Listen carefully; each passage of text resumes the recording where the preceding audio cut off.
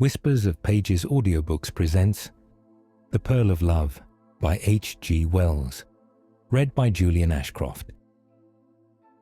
The pearl is lovelier than the most brilliant of crystalline stones, the moralist declares, because it is made through the suffering of a living creature. About that I can say nothing because I feel none of the fascination of pearls. Their cloudy luster moves me not at all. Nor can I decide for myself upon that age-long dispute whether the pearl of love is the cruelest of stories or only a gracious fable of the immortality of beauty. Both the story and the controversy will be familiar to students of medieval Persian prose. The story is a short one, though the commentary upon it is a respectable part of the literature of that period. They have treated it as a poetic invention, and they have treated it as an allegory meaning this, that, or the other thing. Theologians have had their copious way with it, dealing with it particularly as concerning the restoration of the body after death, and it has been greatly used as a parable by those who write about aesthetics, and many have held it to be the statement of a fact, simply and baldly true. The story is laid in North India, which is the most fruitful soil for sublime love stories of all the lands in the world. It was in a country of sunshine and lakes and rich forests and hills and fertile valleys, and far away the great mountains hung in the sky, peaks, crests, ridges of inaccessible and eternal snow.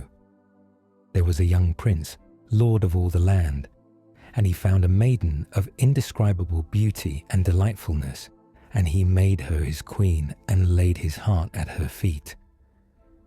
Love was theirs, full of joys and sweetness, full of hope, exquisite, brave and marvelous love, beyond anything you have ever dreamt of love.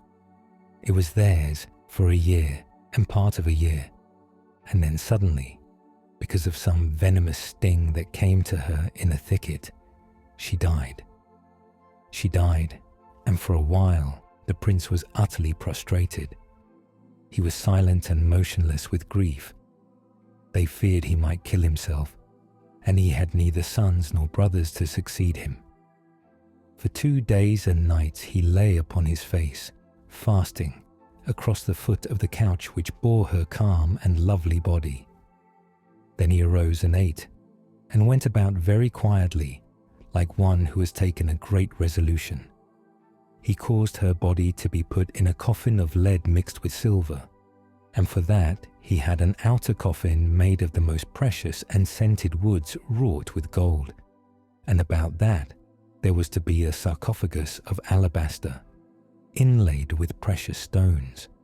And while these things were being done, he spent his time for the most part by the pools and in the garden houses and pavilions and groves, and in those chambers in the palace where they two had been most together, brooding upon her loveliness.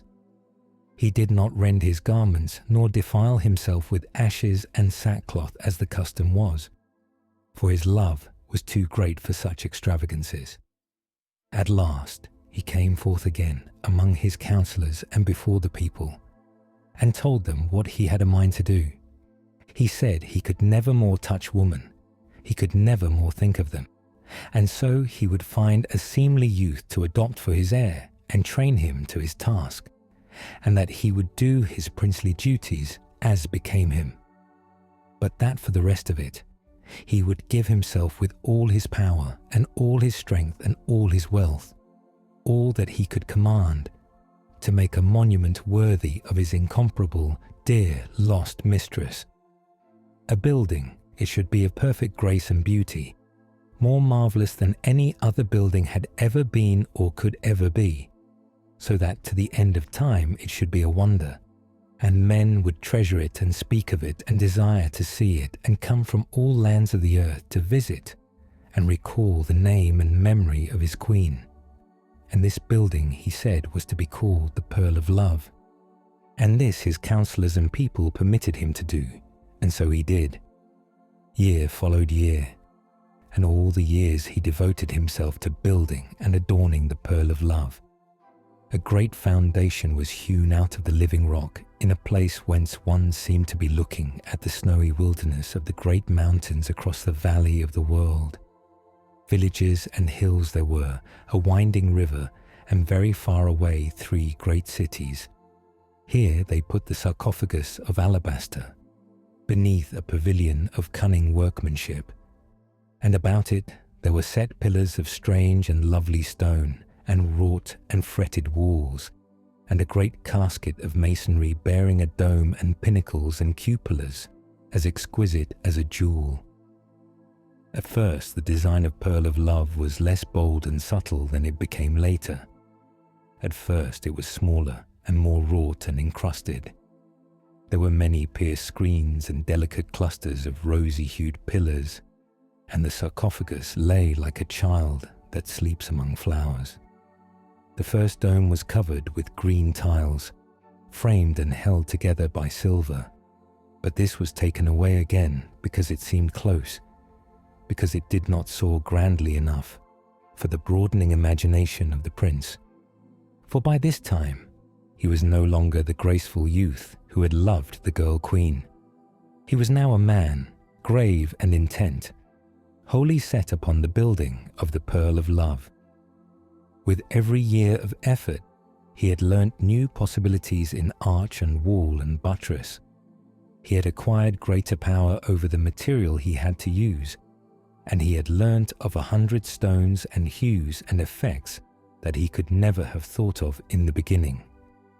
His sense of colour had grown finer and colder. He cared no more for the enamelled gold-lined brightness that had pleased him first, the brightness of an illuminated missal. He sought now for blue colouring like the sky, and for the subtle hues of great distances, for recondite shadows and sudden broads, floods of purple opalescence, and for grandeur and space. He wearied altogether of carvings and pictures, and inlaid ornamentation, and all the little careful work of men. Those were pretty things, he said of his earlier decorations, and had them put aside into subordinate buildings where they would not hamper his main design. Greater and greater grew his artistry. With awe and amazement, people saw the Pearl of Love sweeping up from its first beginnings to a superhuman breadth and height and magnificence. They did not know clearly what they had expected, but never had they expected so sublime a thing as this. Wonderful are the miracles, they whispered, that love can do, and all the women in the world, whatever other loves they had, loved the prince for the splendour of his devotion. Through the middle of the building ran a great aisle, a vista, that the prince came to care for more and more. From the inner entrance of the building he looked along the length of an immense pillared gallery, and across the central area from which the rose-hued columns had long since vanished. Over the top, the pavilion under which lay the sarcophagus, through a marvellously designed opening, to the snowy wilderness of the great mountain, the lord of all mountains, 200 miles away. The pillars and arches and buttresses and galleries soared and floated on either side, perfect yet unobtrusive, like great archangels waiting in the shadows about the presence of God. When men saw that austere beauty for the first time, they were exalted, and then they shivered and their hearts bowed down. Very often would the prince come to stand there and look at that vista, deeply moved and not yet fully satisfied. The Pearl of Love had still something for him to do, he felt, before his task was done. Always he would order some little alteration to be made, or some recent alteration to be put back again. And one day he said that the sarcophagus would be clearer and simpler without the pavilion. And after regarding it very steadfastly for a long time, he had the pavilion dismantled and removed. The next day he came and said nothing, and the next day and the next. Then for 2 days he stayed away altogether.